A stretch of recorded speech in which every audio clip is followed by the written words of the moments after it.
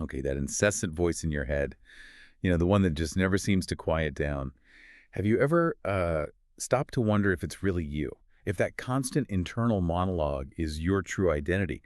Well, if that question resonates at all, then you're definitely in the right place today.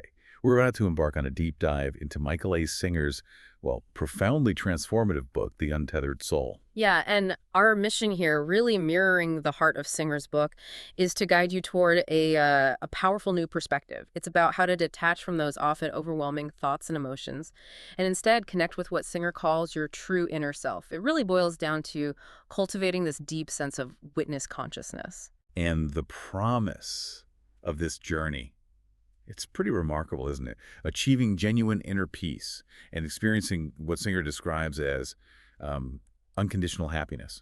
It all hinges on this profound realization that you are not your thoughts or your emotions or even your external circumstances. You're actually the pure consciousness that simply witnesses them all. Okay, so let's jump right into where Singer starts, which is, confronting that relentless internal monologue.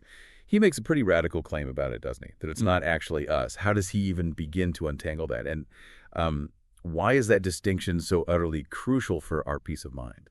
Well, it's his foundational insight, really. It's huge. Singer posits that this voice isn't you at all. He charmingly calls it an inner roommate. Being in a roommate, bro. Exactly. And the crucial step, the first step, is shifting. Shifting from being identified with this voice or controlled by it to becoming its observer. Just watching it. Just watching it. Because this roommate, he says, is the one constantly chattering, judging, worrying, trying to control your reality, and often creating an incredible amount of internal drama and conflict in the process. So, okay, this is where it gets truly fascinating for me. If you're not this inner roommate, if you're not your thoughts or your fleeting emotions, then who are you in Singer's view? Singer guides us to understand that you are the consciousness itself. Pure awareness. Pure awareness. Yeah, that awareness that is always present, simply observing all internal and external experiences without judgment.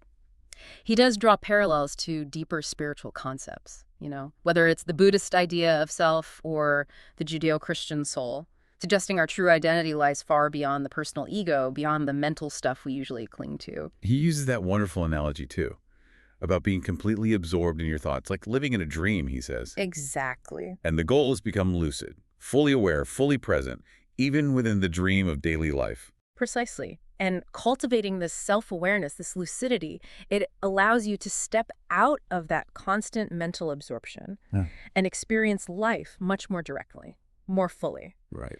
And Singer really emphasizes that this isn't just about, intellectual understanding. It's not a theory. It's about direct, lived experience. Actually feeling it. Yes. Well, we're meant to live life, not just analyze it or get lost thinking about it. Such a powerful distinction, isn't it? Being the observer versus being the voice.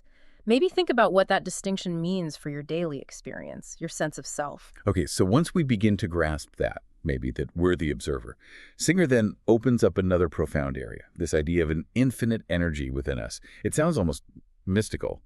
But what does he truly mean by that? How does it, show up in our lives? Well, he explains that we have access to this vast, infinite energy source inside us, but it's very often blocked. We block it. Okay. And this energy isn't just conceptual, it's tangible. It's associated with feelings like love, enthusiasm, inspiration, joy, real feelings. Right, the good stuff. The good stuff, exactly.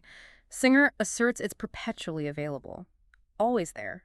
The only reason we don't feel it constantly is because we unconsciously close ourselves off from it. We close off. How? Well, think about a time you might have recoiled from an uncomfortable emotion or shut down a bit. That's often a subtle closing off, a defense. And a crucial part of this connection is what he calls the spiritual heart.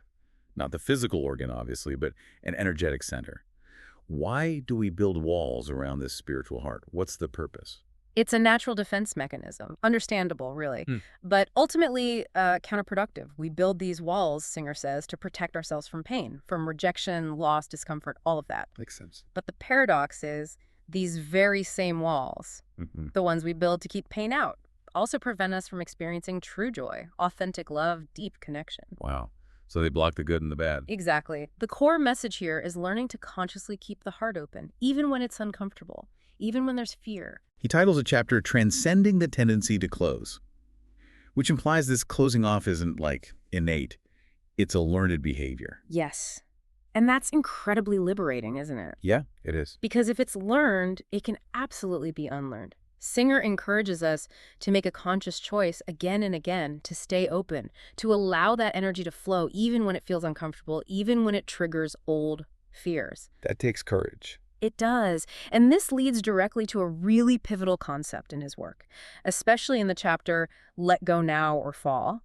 It's about the immense power of surrender. Surrender. Letting go. Letting go of resistance, letting go of the need to control things, letting go of how we think things should be. He frames the surrender, this letting go, as the true path to liberation. Maybe you can reflect just for a moment on times you might unconsciously close off. What does that actually feel like? In your body, in your mind. So, okay, bringing this back to practical application, Singer introduces this very powerful analogy. He calls it removing your inner thorn. What exactly is this thorn? And why is his approach to it so different from what we might normally try? The inner thorn? Well, he describes it as a deep-seated, unresolved pain. A raw sensitivity, maybe from the past, that we constantly try to protect. Protect how?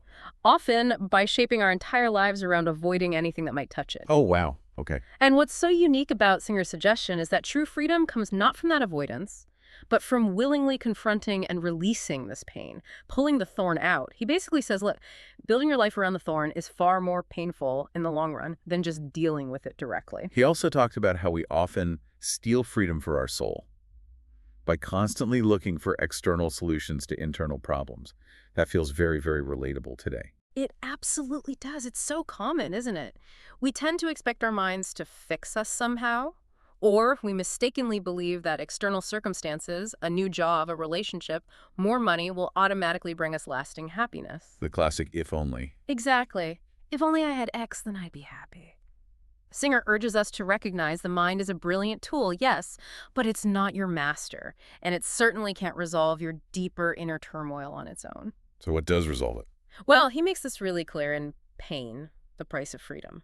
He argues that avoiding pain only perpetuates suffering. It keeps the thorn in place. True spiritual growth, he suggests, involves embracing pain, processing it, allowing it to move through you without resistance. Not fighting it. Not fighting it. And he assures us, beyond that seemingly daunting pain lies this vast ocean of love and freedom. And this naturally brings us to taking down the walls. Yeah. Actively dismantling those psychological barriers we've built. How does he advise we, actually do that? Well, these walls, they're born of fear, aren't they? Past hurts, but ultimately they keep us imprisoned, isolated from ourselves and from genuine connection with others. So Singer explains that the process of taking them down, it's challenging, no doubt, but it leads to greater vulnerability, yes, but also openness. And ultimately, genuine connection. It's really a fundamental step towards living authentically. Maybe ask yourself, what psychological walls do you think you might be holding on to? And what might happen if those walls started to crumble? Now, beyond just removing these inner obstacles, Singer encourages us to explore what lies far, far beyond our current perceptions. It sounds like he's really asking us to push past our comfort zones. He absolutely is. He makes this profound statement that our cage, our limitation, is actually created by our fear of discomfort. Our fear of feeling bad. Exactly. Our self-imposed limits based on what we think we can handle. Spirituality, then, in his view, isn't about finding some cozy, comfortable spot and staying there. It's a continuous commitment, a practice to constantly go beyond these perceived boundaries, no matter what arises internally. It's a journey without a final destination, really, always expanding. And part of that expansion involves letting go of false solidity. Our tendency to cling to beliefs, opinions, even our self-concepts like they're solid, unchanging realities. Right. He emphasizes recognizing their impermanence. They're just thoughts, constructs, and letting go of our attachment to them, holding them more lightly. Okay. This directly clears the path for what he calls the path of unconditional happiness, where he asserts that happiness isn't actually dependent on external circumstances at all. That's a big claim. It is. He says it's a choice, cultivated internally, through an open heart and through non-resistance. It's not about being naive or pretending things are fine when they're not, but about a profound internal shift in how we relate to whatever is happening. He really deepens that concept of non-resistance, doesn't he? Framing it as the true spiritual path. What does that look like in practice, day to day? It's about accepting reality as it is, right now, in this moment, without judgment, without struggle. Even the difficult stuff. Even the difficult stuff. When we stop resisting the flow of life, Whether it's a challenging emotion or an unexpected event, life can move freely through us. And that, he says, leads to profound peace. He also touches on contemplating death, Oh, not in a morbid way, but as a powerful reminder to fully appreciate and live life now because it's finite. makes things more precious. Exactly. And he also introduces the secret of the middle way, finding balance, centered awareness amidst all the ups and downs. And he brings the book to this beautiful, really expansive close with the final chapter, The Loving Eyes of God. Yeah, that represents a profound understanding of universal love, interconnectedness. Singer suggests that by truly letting go of our personal limitations, our ego itself, and opening our hearts fully, we can start to experience a kind of divine presence in all of life, a sense of unity and unconditional love that permeates everything. It's quite beautiful. Maybe challenge yourself after hearing all this. What does choosing happiness truly look like for you in your daily life in a practical sense? So, yeah, after exploring all these concepts, it's really clear why The Untethered Soul has resonated with so many people, why it's become such a modern classic. What do you think are its undeniable strengths? Why does it hit home? Oh, its strengths are manifold, I think. First, Singer's writing is just incredibly clear and concise. He avoids academic jargon or overly mystical language, Hmm. makes these huge spiritual ideas remarkably accessible. Very down to earth. Very. Second, it's not just philosophy, it gives you actionable insights, a practical framework for self-observation you can apply immediately. You can actually do something with it. Right. Third, the central message that you are the conscious observer, not your thoughts or emotions. Hmm. That's incredibly empowering, genuinely liberating for many people. And finally, it has this strong focus on direct internal experience. It's about your experience leading to transformation. Plus, he's a master at using simple language and these really relatable analogies to convey profound truths. That's spot on. Now, with a book this impactful, there might be, some common misinterpretations or aspects that new readers could find challenging. What should listeners maybe be aware of? That's a good point to clarify.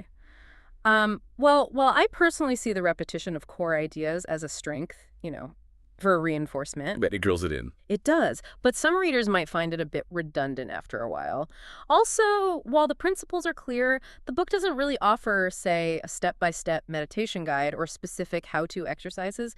It's more about fostering a fundamental shift in understanding, which then informs your practice, whatever that might be. Okay, so it's the foundation, not the detailed blueprint. Exactly. And perhaps the most crucial clarification is about detachment. It can sometimes be misinterpreted as suppression or avoidance of emotions, like being cold or uncaring. Yeah, I can see that. But Singer is very clear. It's actually about non-identification, allowing emotions to move through you, witnessing them, without letting them take over your sense of self, not trying to push them away. So, really, at its core, The Untethered Soul delivers this incredibly powerful message.